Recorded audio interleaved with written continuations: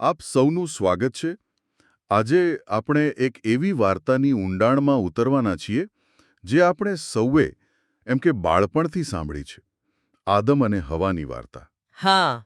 પણ આજે આપણી પાસે જે સ્ત્રોતો છે તે આ જાણીતી વાર્તાને મતલબ કે એક તદ્દન નવા જ દૃષ્ટિકોણથી રજૂ કરે છે. બિલકુલ. તે માત્ર એક પ્રતિબંધિત ફળ ખાવાની વાત નથી, પણ એક બહુ મોટી કોસ્મિક વાર્તા છે. સાચી વાત છે.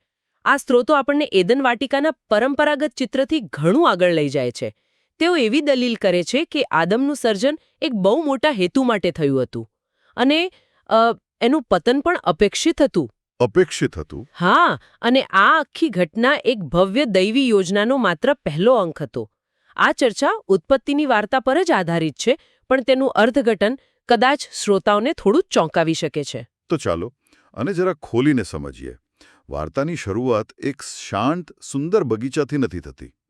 આ દસ્તાવેજો મુજબ બેકગ્રાઉન્ડમાં એક સંઘર્ષ ચાલી રહ્યો હતો, ખરું ને? હા, વાતની શરૂઆત થાય છે એક બળવાથી. સ્ત્રોતો કહે છે કે સૃષ્ટિની શરૂઆતમાં સૈતાન ગુલાતે નામના એક શક્તિશાળી જીવે ઈશ્વર સામે બળવો કર્યો. ઓહ! પરિણામે ઈશ્વરે તેને હેડિસમાં કેદ કર્યો. હવે હેડિસને આપણે પાતાળલોક કે એવી કોઈ અંધકારમય જગ્યા સંધી શકીએ જ્યાં ઈશ્વરની આજ્ઞાનું શાસન નથી. એટલે ત્યાં અંધકાર છે. બરાબર. અને આ જ બ્રહ્માંડીય અંધકારની વચ્ચે ઈશ્વરે આદમને બનાવ્યો. જાણે કોઈએ ઘોર અંધારામાં એક મીણબત્તી પ્રગટાવી હોય. વાહ! તો એદન વાટિકા માત્ર એક શાંતિપૂર્ણ બગીચો નહોતો. ના. તે તો એક રીતે જોઈએ તો અંધકાર અને પ્રકાશ વચ્ચેની સરહદ પર હતો. અને આદમનું મિશન શું હતું? ખાલી બગીચાની દેખરેખ રાખવાનું? ના ના, એ તો બહુ ઉપરછલ્લી વાત થઈ. આ દસ્તાવેજોમાં એક બહુ જ રસપ્રદ દલીલ છે કે આદમનું મુખ્ય મિશન એક કાનૂની અને ધર્મશાસ્ત્રીય હતું. કાનૂની? હા. એનું કામ હતું ઈશ્વરની આજ્ઞાનું પાલન કરીને આજ્ઞાની સત્યતા સાબિત કરવી. એક મિનિટ. આજ્ઞાની સત્યતા સાબિત કરવી, આ થોડું વિચિત્ર નથી લાગતું? ઈશ્વરને પોતાની આજ્ઞા સાબિત કરવાની શું જરૂર? એ તો સર્વશક્તિમાન છે. સારો પ્રશ્ન છે. જુઓ, વાત ઈશ્વરની શક્તિની નથી, પણ ન્યાયની છે. સૈતાન ગુલાતેનો મૂળભૂત આરોપ શું હતો? શું હતો? એ જ કે ઈશ્વરે બનાવેલા જીવો એમની આજ્ઞા પાળી જ શકતા નથી. તે કહેતો હતો કે આજ્ઞા અવ્યવહારુ છે અને એટલે એનું પાલન ન કરવા બદલ કોઈને સજા ન થવી જોઈએ. ઓહ, અચ્છા. આદમ આ આરોપનો જીવંત જવાબ હતો. એટલે સરળ શબ્દોમાં આદમ એક જીવંત પુરાવો હતો કે ઈશ્વરની આજ્ઞાનું પાલન કરવું શક્ય છે. બરાબર. અને તેની સફળતા સૈતાનના આરોપને ખોટો પાડી દેત, જાણે એક બ્રહ્માંડીય કોર્ટ કેસમાં મુખ્ય સાક્ષી હોય. તમે બરાબર સમજ્યા. જો આદમ સફળ થાત તો ઈશ્વરની આજ્ઞા ન્યાયનો એક અટલ માપદંડ બની જાત. અને પછી? અને એકવાર આ માપદંડ સ્થાપિત થઈ જાય પછી સૈતાન ગુલાતે સહિત બધા જ આજ્ઞાભંગ કરનારાઓનો ન્યાય થઈ શકે. આથી જ સૈતાન કોઈ પણ ભોગે આદમને નિષ્ફળ બનાવવા માંગતો હતો. કારણ કે આદમની સફળતા એટલે એની સીધી હાર. બિલકુલ. અને આદમને એદન પર બળથી નહીં પણ પ્રેમની આજ્ઞાથી શાસન કરવાનું હતું. મતલબ કે એકબીજાનું રક્ષણ કરવું અને કોઈને નુકસાન ન પહોંચાડવા દેવું. પણ આટલા મોટા અને એમ કહીએ કે ભારે મિશન માટે આદમ તો એકલો હતો અને ઈશ્વરે પોતે કહ્યું કે માણસનું એકલું રહેવું સારું નથી. હા. આ પછી એક મદદગારની શોધ શરૂ થાય છે, જે વાર્તાનો એક ખૂબ જ રસપ્રદ વળાંક છે. ખરું. ઈશ્વરે બધા પશુ પક્ષીઓને આદમ પાસે લાવ્યા. આદમે તેમને નામ આપ્યા, જે તેની સત્તા અને સમજણ બતાવે છે. પણ આ દસ્તાવેજો કહે છે કે આદમે તેમની વચ્ચે જોયું, પણ તેને પોતાના જેવો કોઈ મદદગાર જીવનસાથી ન મળ્યો. કેમ? તે પ્રાણીઓથી ઘેરાયેલો હતો છતાં એકલો કેમ હતો? એવું તો શું શોધી રહ્યો હતો જે તેને પ્રાણીઓમાં ન મળ્યું? જુઓ, તે એક એવો સાથી શોધી રહ્યો હતો જે તેના મિશનમાં ભાગીદાર બની શકે. ઓકે. પ્રાણીઓ ઈશ્વરના સ્વરૂપમાં નહોતા. તેઓ પ્રેમની આજ્ઞાના ઊંડા અર્થને સમજી શકતા નહોતા અને પાપ સામે રક્ષણ આપી શકતા નહોતા. એને તો એના જેવો જ સાથી જોઈતો હતો. જે વિચારી શકે, અનુભવી શકે અને આજ્ઞાનું પાલન કરી શકે. બરાબર. અને આ જ સમયે હવાની રચના થાય છે. સ્ત્રોતોમાં આ ઘટનાનું વર્ણન ખૂબ જ નાટકીય છે. એવું લખ્યું છે કે ઈશ્વરે આદમને ગાઢ નિંદ્રામાં સુવડાવ્યો. જેને કેટલાક લખાણોમાં તેને મારી નાખ્યો તરીકે પણ વર્ણવવામાં આવ્યું છે. હા, આટલી તીવ્ર ભાષા કેમ? કારણ કે તે બનાવટના મહત્વ પર ભાર મૂકે છે. ઈશ્વરે આદમની પાંસળીમાંથી સ્ત્રીની રચના કરી. આનો સાંકેતિક અર્થ એ છે કે તેનું મૂલ્ય આદમના પોતાના જીવન બરાબર હતું. હાડકામાંનું હાડકું અને માંસમાંનું માંસ. બરાબર. તે તેના અસ્તિત્વનો જ એક ભાગ હતી. તે માત્ર એક સાથી નહોતી, પણ એક સહરક્ષક હતી. એનું મુખ્ય કામ હતું એદનને પાપ અને શૈતાનના હુમલાઓથી બચાવવામાં આદમને મદદ કરવાનું. અહીં સુધી તો વાર્તા દુઃખદ લાગે છે. એક મિશન, એક મદદગાર, અને પછી આપણે જાણીએ છીએ કે શું થયું. એક નિષ્ફળતા. પણ આ સ્ત્રોતો સૂચવે છે કે આ માત્ર વાર્તાનો પહેલો ભાગ છે. હા, તેઓ આખી ઘટનાને એક મોટા ચિત્ર સાથે જોડે છે, જેમાં એક ભવિષ્યના પાત્ર અંતિમ આદમનો ઉલ્લેખ છે. આ જોડાણ મને ખૂબ જ રસપ્રદ લાગી રહ્યું છે. હા. અને આ જ આ દસ્તાવેજોનો કેન્દ્રીય વિચાર છે. તેઓ દલીલ કરે છે કે પ્રથમ આદમ અને તેની પત્ની એટલે કે હવા એ ભવિષ્યમાં આવનાર અંતિમ આદમ અને તેની પત્ની, જેને ચર્ચ કે મંડળી કહેવાય છે. બરાબર, તેનું એક પૂર્વ ચિહ્ન, એક પડછાયો માત્ર હતા. થોબો, આ તો બહુ મોટી વાત છે. મતલબ કે જે રીતે પ્રથમ આદમના મૃત્યુ એટલે કે ગાઢ નિંદ્રામાંથી હવાનો જન્મ થયો, હા, તે અંતિમ આદમના ક્રોસ પરના મૃત્યુથી તેના રક્ત દ્વારા ચર્ચના જન્મનું પ્રતીક છે. આ તો અકલ્પનીય સમાનતા છે. બરાબર. માળખું સમાન છે, પણ જ્યારે પરિણામની વાત આવે છે ત્યારે બંનેમાં જમીન આસમાનનો ફરક છે. જેમ કે દાખલા તરીકે આજ્ઞાપાલનનું માળખું જુઓ. પ્રથમ આદમ ઈશ્વરને આધીન હતો અને હવા આદમને. તેવી જ રીતે અંતિમ આદમ પિતાને આધીન છે અને ચર્ચ અંતિમ આદમને. પણ પરિણામ શું આવ્યું? પરિણામ તદ્દન વિપરીત છે. હવા જે મદદગાર બનવાની હતી તે આખરે પ્રથમ આદમના પતનનું કારણ બની. જ્યારે ચર્ચ અંતિમ આદમની પત્ની તરીકે તેની ઈચ્છા પૂરી કરે છે, પાપ પર વિજય મેળવે છે અને સૃષ્ટિને પૂર્ણ કરવામાં મદદ કરે છે. એટલે ચર્ચ સાચો મદદગાર જીવનસાથી સાબિત થાય છે. બિલકુલ. જે કામ હવા ન કરી શકી. અને બીજો મોટો તફાવત જવાબદારીમાં છે. હા, એ તો સ્પષ્ટ છે. જ્યારે પાપ થયું ત્યારે પ્રથમ આદમે તો સીધો જ દોષનો ટોપલો હવા પર ઢોળી દીધો. જે સ્ત્રી તે મને આપી તેણે મને ફળ આપ્યું. પોતાની જવાબદારીમાંથી હાથ ખંખેરી નાખ્યા. હા. જ્યારે અંતિમ આદમે બરાબર ઉલટું કર્યું. તેણે પોતાની પત્ની એટલે કે ચર્ચના પાપોની જવાબદારી પોતાના પર લીધી. તેણે પોતે શ્રાપ સ્વીકાર્યો અને બલિદાન આપ્યો. બરાબર. એકે દોષ બીજા પર નાખ્યો, જ્યારે બીજાએ બીજાનો દોષ પોતાના પર લીધો. જવાબદારી લેવી અને જવાબદારીમાંથી છટકવું. આ બે વિરોધાભાસી અભિગમોના પરિણામો કેટલા અલગ હોઈ શકે છે તે આ ઉદાહરણ સ્પષ્ટપણે બતાવે છે.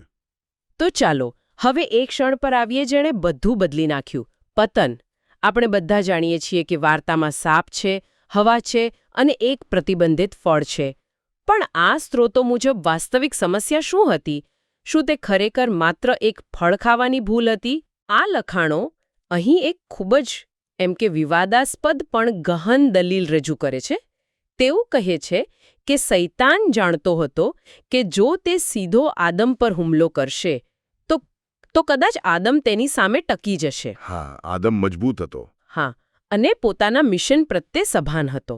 એટલે શૈતાને તેની સૌથી મજબૂત કડી પર નહીં, પણ સૌથી નબળી કડી પર હુમલો કર્યો. અને એ નબળી કડી હવા હતી. ના, શૈતાને હવા પર હુમલો કર્યો કારણ કે તે જાણતો હતો કે આદમની સાચી નબળાઈ હવા પોતે હતી. ઓહ. અને આનાથી એક ખૂબ જ મહત્વપૂર્ણ અને ચોંકાવનારો પ્રશ્ન ઊભો થાય છે. શું આદમ ફળ ખાતા પહેલા જ પાપી હતો? શું? અને આ દસ્તાવેજોનો જવાબ છે હા. એક મિનિટ. આ તો આખી બાજી જ પલટી નાખે છે. મતલબ કે આપણે વર્ષોથી જે વાર્તા સાંભળતા આવ્યા છીએ કે સમસ્યા એક ફળ ખાવાની હતી, તે તો માત્ર બાહ્ય લક્ષણ હતું. બરાબર. આ સ્ત્રોતો દાવો કરે છે કે ફળ ખાવાની ક્રિયા પહેલા જ આદમના હૃદયમાં પાપ પ્રવેશી ચૂક્યું હતું. કયું પાપ?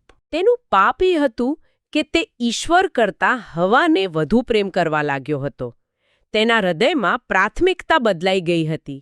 તે એવી માનસિક સ્થિતિમાં પહોંચી ગયો હતો કે જો હવા તેની ઈશ્વરની આજ્ઞા તોડવા માટે કહે તો તે કરી નાખશે.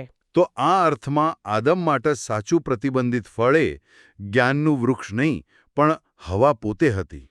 આ તો ખરેખર ખૂબ જ ગહેન વાત છે. તે જ મુદ્દો છે. અસલી સમસ્યા તો હૃદયની વફાદારીની હતી. બરાબર.